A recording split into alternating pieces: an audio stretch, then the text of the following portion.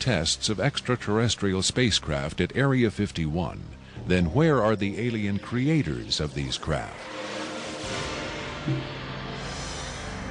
In his first TV appearance under the pseudonym Dennis, Bob Lazar was asked if there are living aliens at Area 51. Clearly nervous, he evaded the question by saying, quote, "I really want to steer away from that right now," unquote. In subsequent interviews, however, he admitted catching a glimpse of two scientists talking to a strange short figure with long arms. He also reported seeing several documents that seemed to contain first-hand information on alien civilizations. Lazar is skeptical of a claim made by Falcon that a group of EBEs have been given complete control of a separate base within Dreamland. But he does admit having read a report of a tragic misunderstanding between military personnel and alien beings in the late 70s. Lazar states that it had to do with bullets the MPs were carrying, and that the bullets might explode, possibly due to a field the aliens had generated in that area. This encounter supposedly resulted in the deaths of all the humans involved by head wounds. But if there was ever a large-scale alien presence at Area 51, Lazar saw no evidence of it doing his work at S4 in the late 80s. Is it possible that the deadly misunderstanding of 10 years earlier brought human-alien cooperation to an end? In his September 21, 1987 speech to the UN General Assembly, President Reagan himself did little to dispel the notion that this deadly misunderstanding brought human-alien cooperation to an end. In our obsession with antagonisms of the moment, we often forget how much unites all the members of humanity. Perhaps we need some outside universal threat to make us recognize this common bound.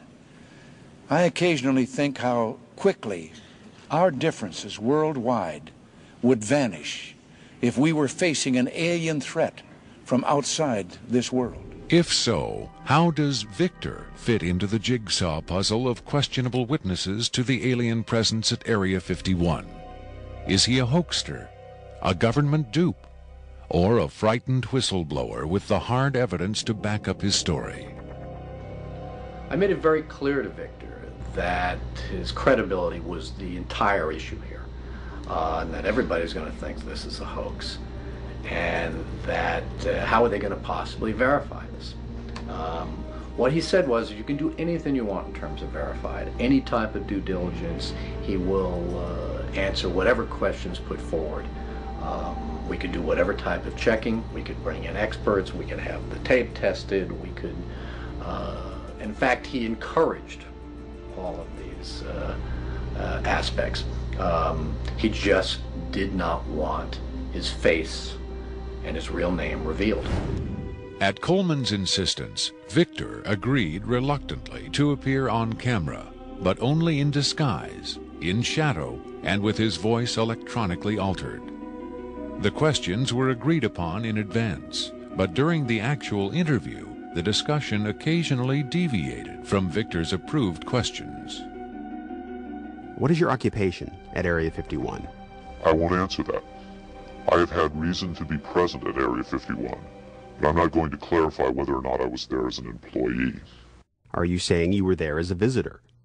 I'm not going to specify why or in what capacity I was there, only that I was there. Can you tell us how many times you were there?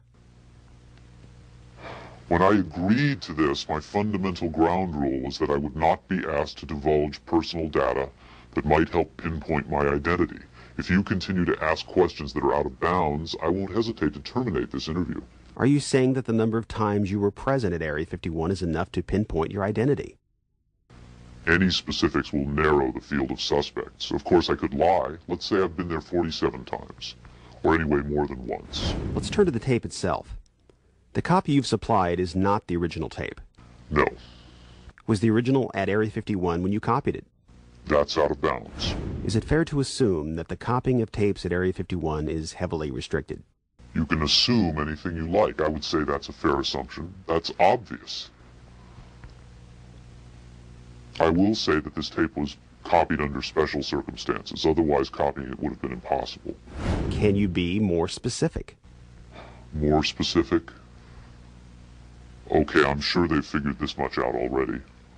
Recently, there was a wholesale transfer of video documentation from analog tape to digital disc storage. In a couple of instances, this allowed data to leak from a highest security system to a less high security system. Even so, this particular tape was the only... I think that's about all I'll say about that. Was there something about this particular clip that made it more accessible to be copied? Not necessarily, no. Was there something about the content that caused them to file it differently or give it special handling? This interview was terminated. The interview resumed only after a discussion of the ground rules. Have you personally seen the alien being that appears in the tape? Yes, I have, but I stress I was not necessarily present at the interview session that appears on the tape. I'm not going to be specific. I may have encountered the being at another time. What can you tell us about the alien interview we're about to see? This one is rather recent, very late in the series. The interview process has been ongoing since the being arrived, which was in 1989. Approximately twice a month, they sit it down for a session that generally lasts from 3 to 5 hours. If they try to go longer than that, or if they schedule the sessions more frequently, the being becomes unresponsive. There's a fair amount of infighting among the scientists from different disciplines to get their questions asked. What has the alien revealed? Various minor technical details of the saucers. The physicists and engineers are frankly frustrated. They feel the being is withholding information. Possibly concepts are getting lost because all the information has to come through a telepath. But also it may be that the bulk of their scientific knowledge is just too advanced to be translated into our primitive conceptual framework. It's analogous to if a human scientist were to try to translate quantum mechanics into the grunts and screeches of a chimpanzee. That's not a very flattering comparison.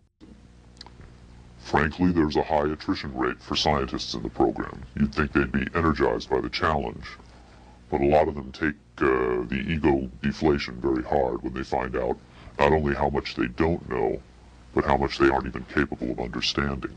What else has the alien communicated? Oddly enough, the being seems to have a much easier time communicating spiritual concepts.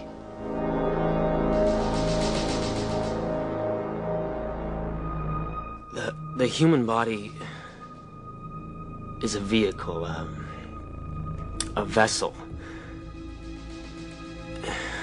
The vessel must be maintained to serve the spirit with maximum efficiency. But a broken vessel can be replaced. The human spirit, or the soul, can have many vessels. Is the process natural or technological? Both are one. Technology is a natural excrescence of humanity. Technology is a process the vessel uses to perfect itself. So this transference of the soul from vessel to vessel, did your kind create the mechanics of it, or is it a natural... Did it predate the intellectual creation? Before understanding must come acceptance. And it's not technological. Well, I think what he's trying to say is that the question is meaningless. The soul can travel from vessel to vessel. Reincarnation, transfiguration, whatever. It's real. What I'm getting at is, does he know how it's done? Victor uses the term vessels to refer to the alien's conception of the body as a disposable vehicle for the soul. The UFO cult known as Heaven's Gate used the term containers in a similar context.